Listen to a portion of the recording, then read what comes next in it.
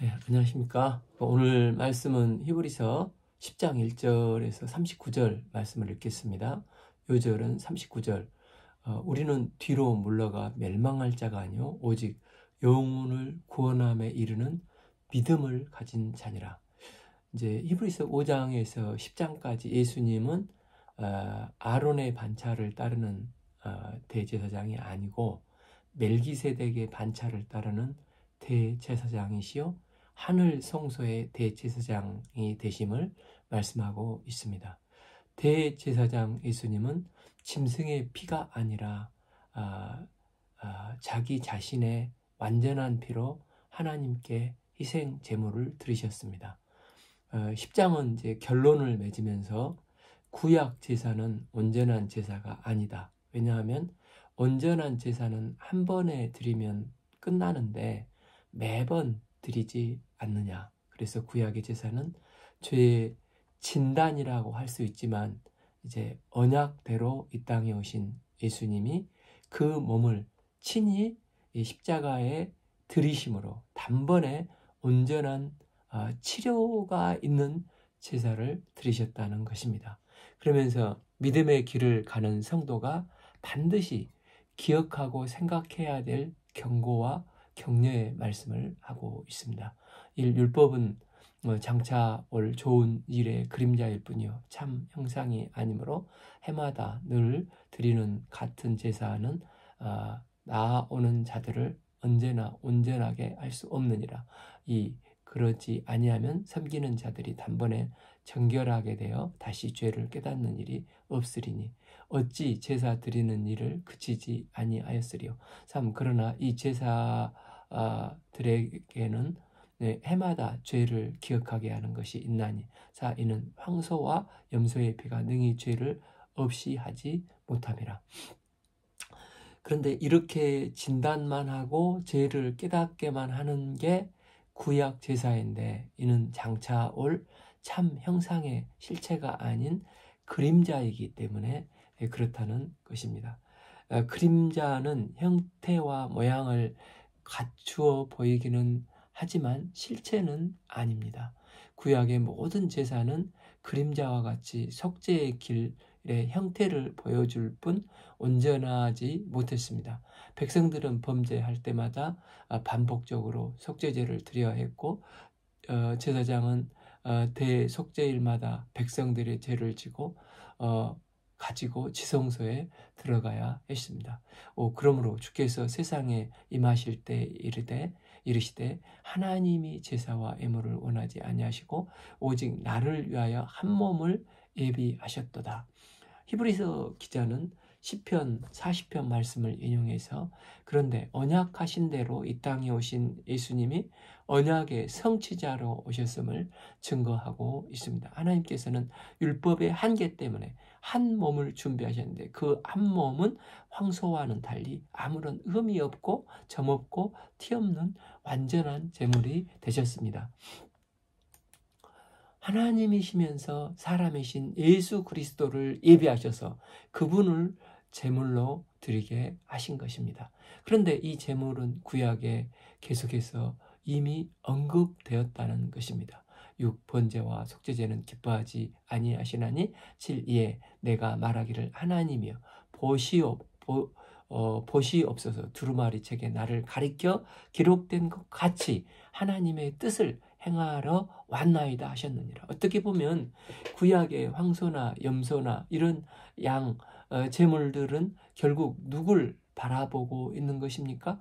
예수님을 바라보면서 기록한 것이라는 것입니다. 이 예수님이 오심으로 그림자처럼 반복적으로 이어오던 모든 짐승의 제사를 온전히 폐하셨습니다. 구약에 기록된 두루마리 책에 모든 언약과 소망은 나를 가리켜 기록된 것 같이 즉 예수님 한 분께 집중되어 있다는 것입니다. 이분은 하나님의 뜻을 성취하러 이 땅에 오신 것입니다. 예수님은 공생의 기간 늘 말씀하시기를 나는 하나님의 뜻을 이루기 위해서 이 땅에 오셨다고 말씀하셨습니다. 겟세마네 동산에서 기도하시면서 누가복음 22장 42절 아버지여 만일 아버지의 뜻이거든 이 잔을 내게 옮기옵소서. 그러나 내 원대로 마옵시고 아버지의 원대로 되기를 원하나이다. 기도하셨습니다. 예수님은 할 수만 있으면 고난의 쓴잔을 비껴가기를 원하셨지만 자기의 뜻대로 사신 분이 아니라 하나님의 뜻대로 사신 분이십니다. 하나님의 뜻은 범죄한 인간과 관계를 회복하기 위해서 죄 없으신 예수님을 십자가에 피 흘려 죽게 하셔서 화목 제물로 준비하시는 것이었습니다. 예수님은 하나님의 그 뜻을 이루기 위해서 털 깎는 자 앞에 어린 양처럼 십자가의 길을 묵묵히 한 걸음 한 걸음 죽기까지 순종하여 가셨습니다. 8. 위에 말씀하시기를 주께서 제사와 애물과 번제와 속죄는 원하지 아니하시고 기뻐하지도 아니하신다 하셨고 이는 율법을 따라 드리는 것이니라. 그 후에 말씀하시기를 보시옵소서 내가 하나님의 뜻을 행하러 왔나이다 하셨으니 그 첫째 것을 폐하심은 둘째 것을 세우려 하심이니라.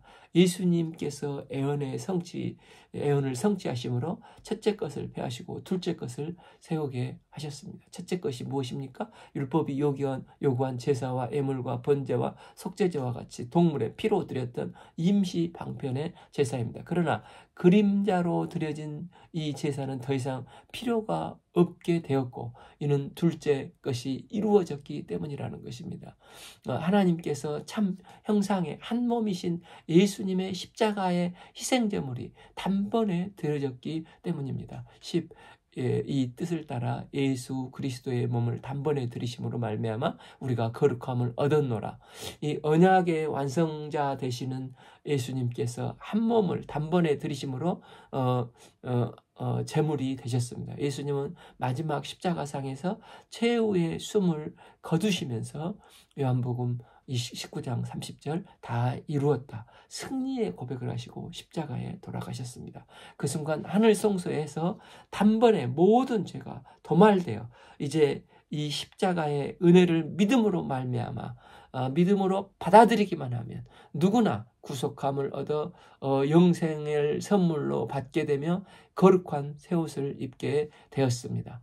값없이 베푸신 측량할 수 없는 예수님의 십자가의 은혜로 인해서 그림자처럼 반복적으로 이어오던 모든 짐승의 제사를 폐하시고 하나님의 뜻을 온전히 완성하신 것입니다. 모든 하나님의 피조물 가운데 거룩이라는 표현은 오직 인간에게만 쓰이고 있습니다. 인간은 하나님의 형상을 닮았지만 범죄해서 이런 인간을 위해서 예수님께서 십자가에 그 몸을 단번에 들이심으로 인간은 천사들도 흠모하는 거룩함을 덧입고 하나님의 형상을 회복한 존재가 된 것입니다.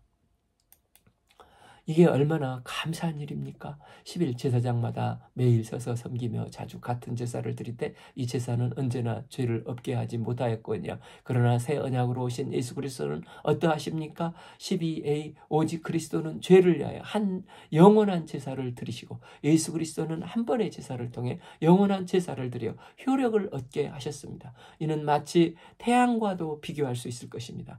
빛이 없는 깜깜한 어두운 밤이라면 촛불로도 그나마 유용합니다. 그러나 태양이 비치면 촛불은 아무런 존재감도 없게 되는 것입니다. 이처럼 구약의 제사가 예수님이 오셔서 친히 그 몸으로 제사를 드림으로 이제 예수님의 제사는 온전한 효력을 얻게 된 것입니다. 12b 하나님 우편에 앉으사 13 그 후에 자기 원수를 자기 발등상이 되게 하실 때까지 기다리시는 나니 언제까지 기다리신다는 것입니까?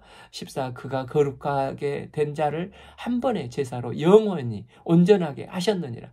예수님의 보혈의 피의 은혜로 드려진 한 번의 제사로 인해서 영원한 생명을 얻게 되었습니다. 나가서 우리를 정결케 하신 주님은 하나님 우편에 앉아서 모든 일을 다 완성하시고 다스리는 권위를 가지셨다는 것입니다. 믿는 성도는 그분의 영원한 다스림을 받으면서 그분 안에서 영원한 생명과 평안과 자유와 좀 기쁨과 감사를 누리게 되었습니다. 우리의 능력과 공로로 어떻게 우리가 이 영원한 온전한 자들이 될 수 있었겠습니까? 결국 성경은 온전케 하는 예수 그리스도를 바라보게 하고 그로 인해서 구원을 얻고 영원한 이런 은혜를 누리게 되는 것입니다. 우리가 성경을 읽다 보면 구약은 장차 오실 약속된 메시아를 바라보게 하고 신약은 예수님을 통해서 예수님의 복음을 발견하고 예수님을 믿음으로 말미암아 구원을 입게 해주고 있습니다. 그래서 결국은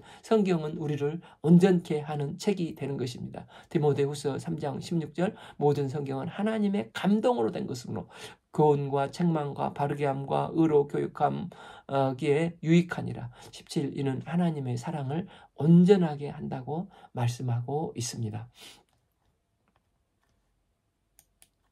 15 또한 성령이 우리에게 증언하시되 16 주께서 이르시되 그날 후로는 그들과 맺을 언약이 이것이라 하시고 내 법을 그들의 마음에 두고 그들의 생각을 기록하리라 하신 후에 17 또 그들의 죄를 그들의 불법을 내가 다시 기억하지 아니하리라 하셨으니 18 그것들을 사하셨은즉 다시 죄를 위하여 제사 드릴 것이 없느니라. 때문에 예수 그리스도께서 십자가의 죽으심으로 모든 죄를 다 용서하셨으니 속죄의 제사를 다시 드릴 필요가 이제는 없다는 것입니다. 이는 성령님이 우리에게 증언하시기 때문입니다. 성령께서 우리 마음에 그리스도의 법을 두셨고 우리 생각과 생각의 깊은 곳에 언약을 성령의 칼로 조각해 주셨습니다. 사도 바울이 고백한 로마서 8장 1, 2절과도 같습니다. 그러므로 이제 그리스도 예수 안에 있는 자에게는 결코 정죄함이 없나니 이는 그리스도 예수 안에 있는 성령의 생명의 성령의 법이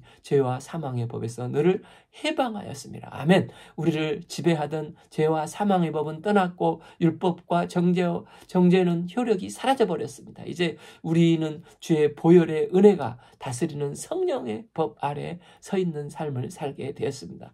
혹시 우리는 생각하고 싶지 않는데 기억에 떠오르는 일들이 많이 있을 수 있습니다. 그러나 하나님은 그들의 죄와 그들의 불법을 내가 다시는 기억하지 아니라 하셨고 동이서에 써먹은 것처럼 깨끗이 지워버리셨다는 것입니다. 우리가 진정으로 죄를 아파하고 주님께 진실되게 회개했다면 어떤 죄도 이미 죄를 용서받은 것입니다. 그가 거룩하게 된 것은 한 번의 제사로 영원한 온전한 제사를 드리셨기 때문입니다.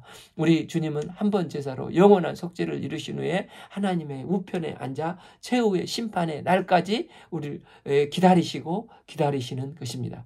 그래서 히브리서 기자는 큰 환난 속에 마음이 흔들려서 다시 유대교로 돌아갈까 하고 있는 유대 그리스도 형제들에게 담대히 말을 하는 것입니다. 19 그러므로 형제들아 우리가 예수의 피를 힘입어 성소에 들어갈 담력을 얻었나니 니네들이 지금 환난이 좀 있다고 주눅들지 말고 핍박 없는 편안한 길인 유대교로 돌아가지 말라는 것입니다.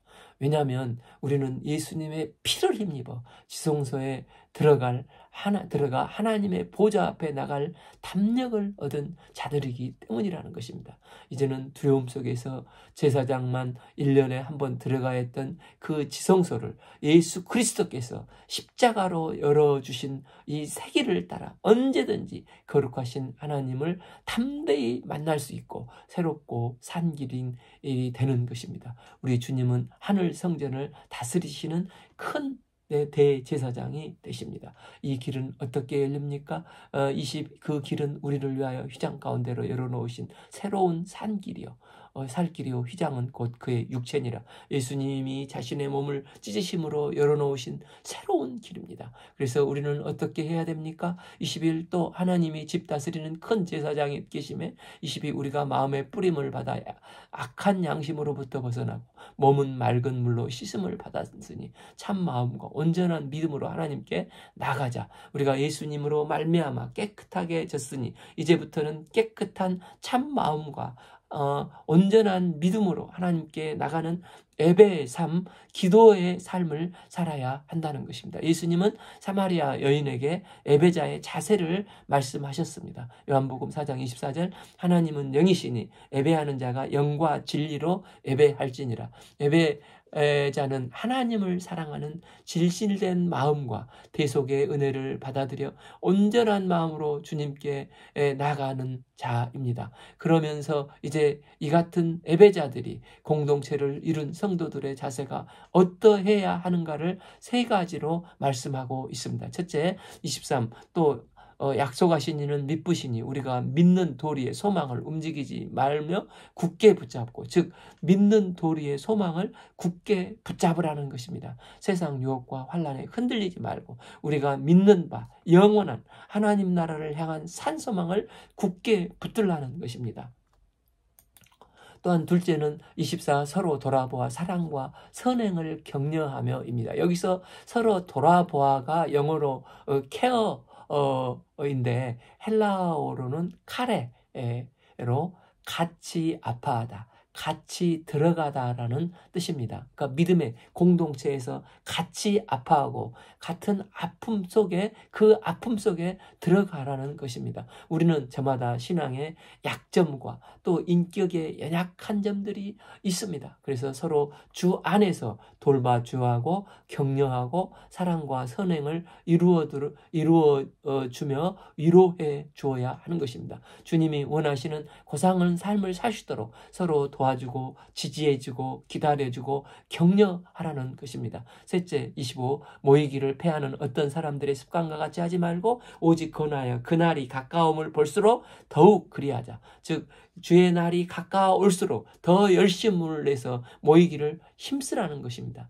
하나님께서 예수 그리스도를 통해 나를 씻어주시고 거룩하게 하신 것은 이 예수님의 보혈의 피를 믿는 믿음입니다. 이 믿음이 있는 자를 하나님은 결코 우리를 배반치 않고 미쁘신 하나님, 페이스풀하신 신실하신 하나님이 되사 반드시 약속을 지켜주십니다. 우리를 깨끗게 하시고 온전케 하시고 참마음으로 하나님 앞에 온전히 나올 수 있게 해주십니다. 때문에 우리는 흔들리지 말고 소망을 굳게 붙잡아야 하는 것입니다. 나가서 나만 하나님 앞에 서지 말고 주변에 환난을 당하고 유대교로 돌아가려 하는 연약한 자들, 또 배교까지 두려워하는 이 사람들, 불신자들까지도 돌보아 사랑과 선행을 격려해야 되는 것입니다. 교회 안에서 극심한 환난으로 나도 힘들어 죽겠는데 나만 열심히 신앙생활하면 됐지 굳이 주변 이웃들까지 신방하고 격려할 필요가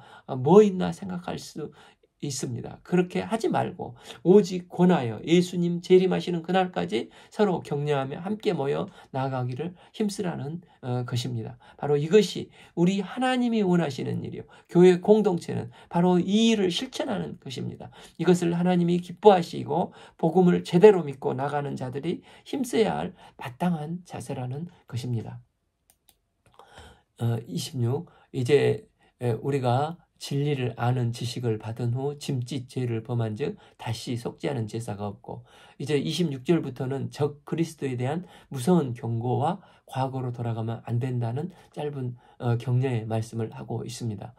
그 당시 신자들은 유혹하는 이단들이 주로 율법주의자들입니다. 그들은 복음으로만 구원받는 게 아니라 율법을 행해야 한다고 미혹하고, 유대교는 로마의 핍박을 당하지 않았기 때문에 다시 유대교에서 기독교로 개종한 사람들에게 뭘 그렇게 핍박받으면서 어렵게 신앙생활하냐, 다시 옛날 유대교로 돌아오라, 집요하게 유혹을 했습니다. 또한 천사 숭배자들과 같이 영적인 것을 숭배하는 영지주의자들이 틈만 나면 예수 그리스도를 믿는 사람들을 넘어뜨리고자 호시탐탐 노리고 있었습니다.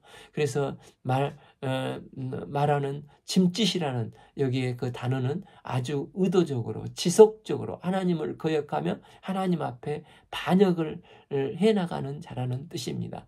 이 적그리스도들도 예수님에 대해서 전혀 모르는 자들이 아니었습니다. 처음에는 아마 신천지처럼 교회 안에 예수 믿는 초신자인 것처럼 위장해서 살짝 들어와 똑같은 성경, 똑같은 찬송을 하며 신앙을 것 같으나 어느 순간부터 그들의 본 모습이 드러나고 끊임없이 곁길로 나가 회개하고 돌이킬 생각은 전혀 안 하고 오히려 믿는 자들에게 달라붙어서 불신을 심고 완고하게 미혹을 하는 것입니다. 바로 이런 자들에게 하나님은 어떻게 하신다는 것입니까? 27 오직 무서운 마음으로 심판을 기다리는 것과 대적하는 자들을 태울 맹렬한 불만이 있으리라는 것입니다. 그들의 배교는 고의적이므로 믿음을 배반할 뿐만 아니라 주를 대적하는 상태까지 이른 자들입니다. 28 모세의 법을 폐한 자도 두세 증인으로 말미암아 불쌍히 여김을 받지 못하고 죽었거든. 29 하물며 하나님의 아들들을 짓밟고 자기를 거룩하게 한 언약의 피를 부정한 것으로 여기고 은혜의 성령을 욕되게 하는 자가 당연히 받을 형벌이 얼마나 더 무겁겠느냐. 너희는 생각하라 하면서 무서운 경고를 하는 것입니다. 특히 하나님의 아들인 예수 그리스도가 구세주인데 자기가 구세주로 하는 자들로 요즘 사회를 혼란시키는 자기가 구세주라고 하면서 참 요즘 사회를 혼란시키고 있는 신천지 이만이나 통일교 문선명 이 문선명은 자신이 달이요 태양이며 라고 막 궤변을 들어 놓고 천궁을 과천 어디에다 지어놓지 않습니까? 또 넷플릭스에서 방영되는 자신이 새벽별이라는 정명석 같은 지저분한 적그리스도들은 하나님을 멸시하고 참 아들을 짓밟고 언약의 피를 욕되게 하고 은혜의 성령을 욕되게 하는 자들입니다. 그들은 다 결국 예수님의 언약의 피를 부정하고 성령을 욕되게 하는 자들입니다. 이런 자들에게 예비하신 형벌이 얼마나 중하고 무섭고 고통스럽겠느냐. 너희들은 깊게 생각하라는 것입니다. 우리 하나님은 인자와 긍휼이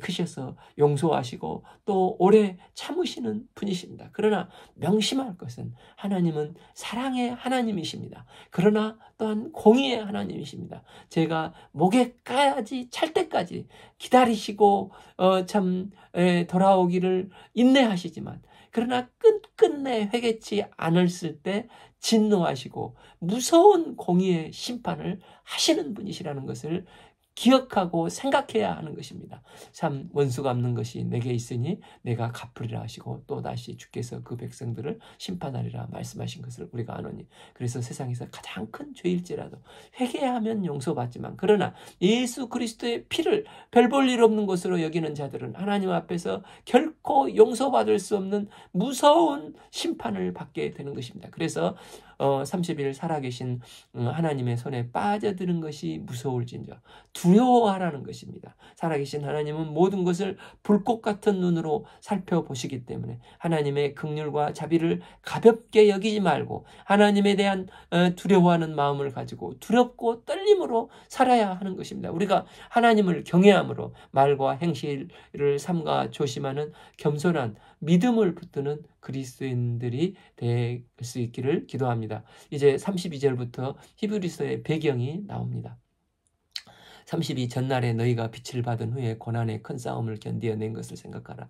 로마 대화재를 네로가 기독교인들에게 다 뒤집어 씌우고 이로 수많은 기독교인들이 핍박과 환난과 순교를 당했습니다. 베드로가 순교를 당하고 이어서 사도 바울도 단두대에서 순교를 하고 대대적인 네로의 핍박으로 기독교인들에게 핍박의 광풍이 몰아닥쳤습니다. 이것이 고난의 큰 싸움이었는데 이때 많은 사람들이 순교를 당했고 살아있는 성도들은 그럼에도 불구하고 믿음을 견지하고 승리한 경험을 가지고 있는 사람들입니다. 그래서 히브리 기자는 핍박의 광풍 중에서도 지켰던 그들의 믿음을 상기시키므로 다시 믿음과 담대함을 가지고 계속해서 닥칠 어려운 환난을 극복해내도록 그들의 믿음을 격려하며 붙돋아 주고 있습니다. 그들의 핍박은 어떤 상태였습니까? 33 혹은 비방과 환난으로 사람들에게 구경거리가 되고 혹은 이런 형편에 있는 자들과 사귀는 자가 되었으니 그들은 큰 환난 기간에 많은 기독교인들이 원형 경기장에 강제로 검투사가 되어 일방적으로 3대 프로 검투사한테 찔러 죽이기도 하고 호랑이 밥 사자밥이 되기도 하고 기름에 부어져 어두운 길가를 밝히는 그의 시체가 가로등으로 구경거리가 되기도 했습니다. 그들의 소유는 로마 정부에 다 뺏겼고 압수를 당했습니다. 이런 환난과 핍박으로 갇히고 구경거리가 된 사람들이 부수이고 또한 순교한 사람들이 한두 명이 아니었습니다. 그런데도 그들은 어떻게 했다는 것입니까? 34 너희가 갇힌 자들을 동정하고 또 너희 소유를 빼앗기는 것도 기쁘게 당한 것은 더 낫고 영구한 소유가 있는 줄 알미라. 그들이 이런 환난을 당한 일만으로도 너무 버거웠지만 그들은 오히려 자신을 넘어서서 갇힌 자들을 위로하고 마음을 나누며 기쁘게 신앙생활을 했던 자들이었다는 것입니다. 왜입니까? 그들은 더 낫고 영구한 소유의 산업이 있는 줄을 알았기 때문에 그 어려움과 어떤 핍박과 환난도 기꺼이 극복해 나왔다는 것입니다. 말 그대로 그들은 세상이 감당할 수 없는 그리스도의 영적 전사들이었습니다. 그때 그래했던 것을 다시 한번 기억하라는 것입니다. 그러나 이런 시련의 파도가 한 번 몰려오는 것으로 끝난 게 아니라 또다시 더 집채만한 파고들이 몰려오니 믿음이 연약해지기 쉬운 것입니다. 반면 아무런 핍박이 없는 유대교로 가고자 마음이 그들의 유혹 속에서 흔들릴 수가 있는 것입니다. 그래서 믿음은 더 낮고 영구한 소유가 있는 줄 알고 뱉히는 게 믿음이라는 것입니다. 35 그러므로 너희 담대함을 버리지 말라. 이것이 큰 상을 얻게 하느니라. 그들에게 설사 환난과 큰 어려움이 있을지라도 담대하게 믿고 하나님께 온전히 맡기고 견디면 큰 상급이 있다는 것입니다. 그래서 히브리서 1차 독자들을 이 믿음을 갖도록 격려하고 있는 것입니다. 그러면서 그런 환난의 때 뭐가 필요합니까? 36 너희에게 인내가 필요하면 너희가 하나님의 뜻을 행한 후에 약속하신 것을 받기 위함이라. 37 잠시 잠깐 후면 오시리가 오시리니 지체치 아니하시리라. 첫째 이유는 끝까지 견디고 이기는 자가 약속을 받을 수 있기 때문입니다. 약속하는 것은 영원한 하나님 나라의 상급입니다. 끝까지 견디어 최후 승리하는 자가 착하고 충성된 자가 되어 칭찬받고 승리의 면류관을 받기 때문입니다. 잠시 잠깐 우리 인생은 하나의 점에 불과합니다. 그러나 영원히 우리를 칭찬하실 주님께서 승리의 면류관을 준비해 놓으셨습니다. 그래서 우리는 끝까지 견디고 이기는 자가 약속을 받기 때문에 견디어내야 하는 것입니다. 둘째 이유는 멀지 않아 그분이 다시 오시기 때문이라는 것입니다. 거기로부터 산자와 죽은 자를 심판하러 오실 때 살아계신 하나님께서 기뻐하시는 사람이 되어야 합니다. 최후의 심판 앞에 칭찬받는 최후 승리자가 되어야 하는 것입니다. 이 믿음을 가지고 환난으로 힘든 가운데서 끝까지 지금도 잘 해왔지만 끝까지 믿음으로 담대하게 믿음의 경주를 계속해야 한다는 것입니다. 지금까지 잘 견뎌왔고 믿음의 승리를 해온 것처럼 앞으로도 어떤 시련과 유혹이 몰려와도 믿음으로 굳게 서서 승리해 나갈 수 있어야 한다는 것입니다. 의인은 어떻게 사는 것입니까? 38 나의 의인은 믿음으로 말미암아 살리라. 또한 뒤로 물러가면 내 마음이 그를 기뻐하지 아니하리라 하셨느니라. 여기서 의인은 믿음으로 말미암아 살리라는 로마서나 갈라디아서의 믿음과 뉘앙스가 조금 다릅니다. 여기서는 우리가 의롭게 되는 것은 거기서는 우리가 의롭게 되는 것은 오직 믿음으로 말미암아 됐지 않습니까? 그러나 여기서는 우리가 어려움을 당하고 환난을 당하고 심지어 동료들이 순교를 당하는 것을 본다 할지라도 의인은 장차 오실 예수님을 믿는 믿음으로 현재 고난과 핍박을 참으면서 살아가는 것이라는 것을 말씀하고 있는 것입니다. 39 우리는 뒤로 물러가 멸망할 자가 아니요 오직 영혼을 구원함에 이르는 믿음을 가진 자니라. 우리는 이와 같은 믿음을 가진 자입니다. 우리의 신앙은 계속 달리지 않으면 쓰러지는 자전거처럼 믿음의 페달은 계속 계단을 계속 밟아서 최후 안식하는 날까지 깨어서 믿음의 수고를 아끼지 않아야 한다는 것입니다. 우리가 지금까지 믿음의 경주를 잘 해왔듯이 우리가 주저하거나 움츠리지 말고 계속해서 거룩한 믿음의 선한 경주를 행할 수 있어야 합니다. 성령께서는 이런 우리의 자세를 받으시고 축복하십니다. 믿음은 견딤인데 견디면 이기고 버티면 전진할 수 있습니다. 우리가 말씀과 언약을 굳게 붙들고 끝까지 인내하며 최후 승리하는 주의 종들이 될 수 있기를 기도합니다. 오늘 말씀은 히브리서 10장 1절에서 39절 말씀을 읽었습니다. 감사합니다.